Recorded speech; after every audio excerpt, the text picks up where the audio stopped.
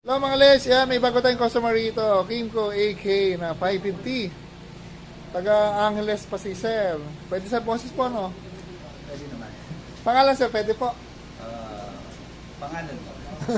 Ano pangalan sir? Marlon. Si Sir Marlon, taga Angeles. Saan po muna alam shop namin sir? Kakapanood lang ng YouTube kay Boy P. Ayun, shoutout kay Boy P. Pasyal ka rito, lagyan natin ilaw yung ano mo, yung ano ba ang dala nila ngayon? Suzuki na... Ano ba yung Suzuki nila? Abenis ba? Hindi po, yung isa pa eh. Basta yung Suzuki. Yung bagong release. Bergham. Basta ganun. Okay. So yun, pasyal ka rito sir, gawa natin ng bracket yung Suzuki mo, saka lagyan natin ng ilaw na rin. Ayun, si Sir, Sir Marlon, bagong customer natin, taga Angeles nga. Nakita lang sa vlog ni Sir Boy P. Kakabit natin po rito sa ilaw, sir, no po? Ayun, kapitan natin ng ilaw, busina. Wala kang shoutout po, sir. Mahiyan si sir eh. So, pakita ko na lang yung wiring ni sir. Ayan o, naka-relay. So, ito na makikita yung mga wire, mga kapra-kapra lang. Naka-relay, naka-sinkable tube. Ito, papunta sa fuse box to. Ito, papunta sa battery, naka-terminal tayo. Tapos may socket, papunta sa output ng ilaw. Socket, papunta sa switch. Kasi ito yung may mga goma para na to sa Bosch Europa. So, pakita natin setup nito. Naka Bosch Europa to, mga LEDs with stainless bracket. Ayan o. So, same sa kabila. Ayan o. Nag-fabricate tayo ng bracket para matibay siya. Kasi pagka mga isa-isa lang, posible bikot. Saka baka mapagod. Tapos syempre yung wiring nito, nung cutting nose pa, sino electrical tape, ito na nga yun. Kapag natin dito. So ayan o. Pag kinabit to, matatanggal dito ng buo na walang nasisira sa motor. So under warranty pa siya. Kung gusto nyo pa warranty, tatanggalin nyo lang yung mga naka-wiring. So balik stock lang, walang nasira sa wire. Tapos with stainless bracket na pakita natin. Ito yung heavy duty LED stainless bracket na powder coated mga LEDs. Ito, double yung arm niya. Double dito. So yan. At nakatuloy niya sa chassis dito. Dito. So nakatuloy niya rito, bolt and nut dito rin. Clip na may bolt. Tapos dito, bolt and nut. Nakatuloy sa taas. Sa metal part ng motor. So ganun siya katibay. Kasi pagka yung sa part na to kasi may tunulyuhan, yung tunulyuhan na yun nakatapat sa signal light. So yun yung nababale, yung plastic yung signal light, yung clear plastic. So hindi tayo nagkakabit talaga ron. Kasi nga nababasag. So yan. Bago-bago pa yung motor na sir, wala pa nakakabit dito kahit ano. All stock pa to. So pwede na ito pambiyahe, kakabitan natin ng Lightning, Elite, saka Bosch Europa. Napakalakas ng horn. So yan po, thank you. So yan mga LEDs, pakita lang natin to, i-update lang natin kayo kung ito na yung mga ginagawa namin sa Kimco AK 550. So yun nga, naka stainless bracket, nakagapang na yung mga harness niya, yun o. Puro naka sinkable tube yan. Tapos dito, gumawa pa rin tayo ng bracket ng relay. So yan o. Para maganda. Saka, ayan o, tingnan nyo, ayos, ayan o. Okay, nakakita ko na naman yung bracket na to. Ay, nakakita ko na naman maraming relay na to. Tawag nyo na dito, ruler relay. Kailangan mo si Al. Kapit ba yun si Al? Ayan, may ruler relay daw. Nabubulo ito lang. So, naka-stainless bracket. Kapal naman ang bracket na ginamit mo. Tibay. Tapos ayan yung mga wiring niya na hindi nyo mapapansin pero may mga wiring na yan na gumapa ngayon. Ito. Ayan. Kasi lahat nakasilikable tube. Tapos ito na yung bracket natin na nakatuloy sa chassis, nakatuloy dito. Ayan o. Metal to sa ilalim. Ito metal to. Ayan o. Yan, metal yan. Ayan. Tapos bababa yung rito. Ayun o. Doon sila magtatagpo. Doon natagpuan nilang dalawa. Para magjowa lang, may tagpuan. Tapos stainless bracket din. Bosch Europa. Ayan, pinang-pina. So, pansin nyo, medyo masikip talaga ang Kimco AK na 550. Lalo na yung premium. Yung premium kasi nandito yung battery niya. So, hindi natin malagyan ng Europa. Kaya naman ang previous na AK yung una, pwede lagyan ng Europa. So, yan. Pogi ko naman yung bracket. Tapan mo lang. Papakita ko lang. Sapinan mo, Pogi, ah.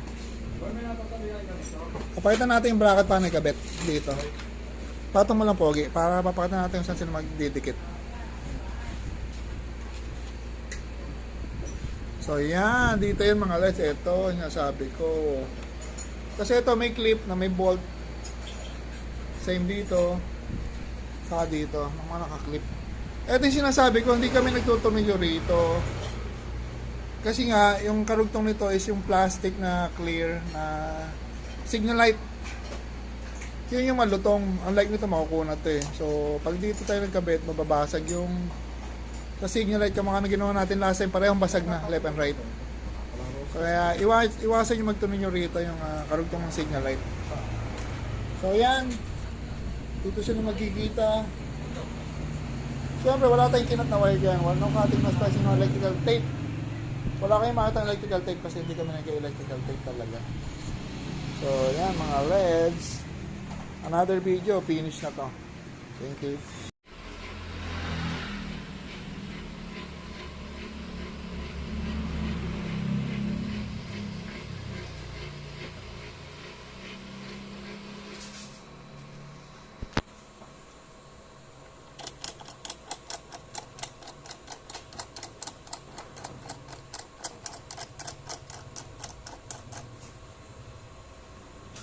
Yan mga LEDs, nayari rin na Kimco AK550, nayari na ang kinabitan namin ng mini driving light.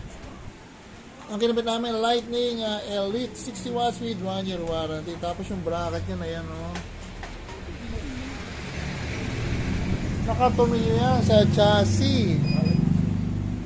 Tapos busina na Bosch Europa. Busina na yan, boy.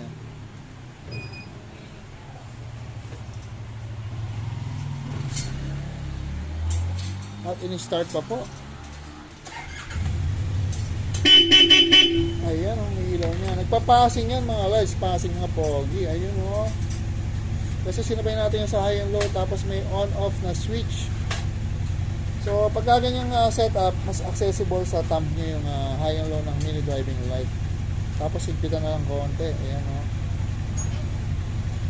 So yan, done na tayo rito. Siyempre, ginawa natin dyan, cutting nose plus, electrical tape. Tapos yung bracket, stainless na, powder coated pa. So available sa atin yan, mga Lightning MDL with 1 year warranty. So yan mga LEDs. Done na tayo rito. Ano, final lang, checking na lang. Ano kaya yung count? Yan mga LEDs, last customer na tayo, Yamaha Aerox V2. Sir LP, ano? LP ba? Ay, lumino ni Sir. Nagkatatawid. So, ang ginamit natin dito, yung budget meal natin na mini driving light with 10 months warranty. Yan na nga yung Lightning Standard. Kumbaga sa electric fan, matibay yan. Kasi standard yan. So, ayan o, nakakabit na rito. Ayan o. May nakasulat doon. May nababasa ako doon. Ay, galing o. So, dito natin kinakabit pag kaya maliliit na MDL. Optional to, pwede dito or pwede dito. Pero mas okay na rito pag mga Yamaha Aerox na V2. So, yan o. Nakita nyo naman, mga nakasakit pa yan. So, gagawin natin dito sa 3-way switch yung high and low. Tapos yung mini driving light nito, 4 ang wire niya. So, pwede natin pagpalitin kung ano yung gustong kulay nyo na low. Pwedeng low is puti, pwedeng dilaw, at yung high pwedeng dilaw o pwedeng puti, at pwede rin sabay ang yellow at white. So ganun yan, babalik ta rin, iikutin nyo lang. At kagandahan nga yan with 10 months warranty sa halagang 800 yung ilaw, may warranty pa. At yung bracket namin ng fuse stainless yan, ayun o. Relay bracket. Kami lang nag-relay nagbabracket ng relay ng stainless na ganyan. So, para mas maganda, mas maayos. Sir, kaway-kaway, sir. Pangalan mo LP, di ba? Ayun o. Ano ba dating dealer mo dito, sir? Anong motor ba yan? Dahil mo motor eh. So, dati nasukin natin sa neighbor lang. Neighborhood. So, yan mga LED. Siyempre, pag kami nag-install, no cutting, no splicing, no electrical tape, humabol lang to eh. Siyempre, sayang naman. Ilang linggo na kami hindi kumakain. Makakatikim naman kayo ng mantika ngayon.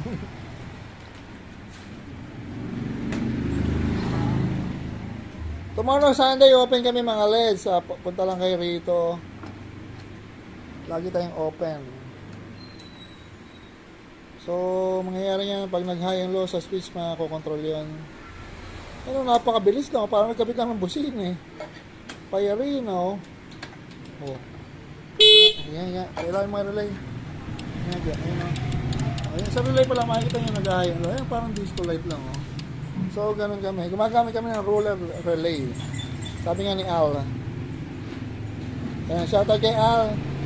Tropa Pips. Hindi nyo kilala yung boy, no? Si Al yung may bandana. Yung may banda. Oo, may banda yun, hindi bandana. May banda nga. Si Al. So, ayan mga...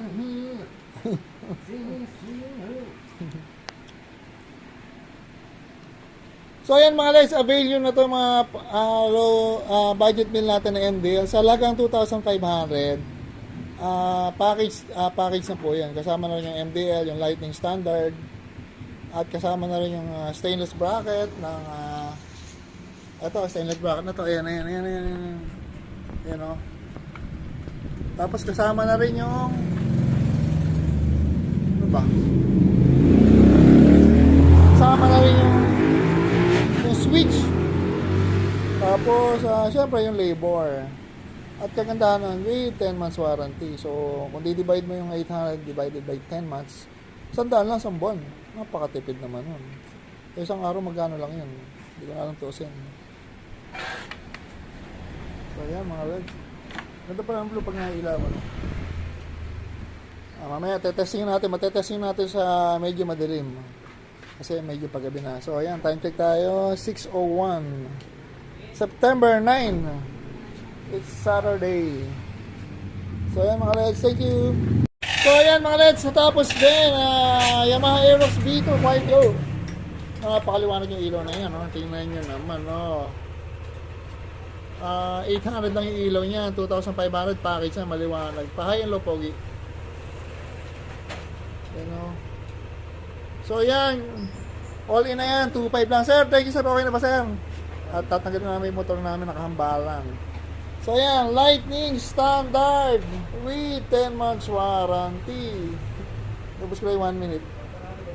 2,500 lang, package na yan. So, kung naghahanap ka ng budget meal na ilaw, pwede na yan. Yan mga legs, thank you.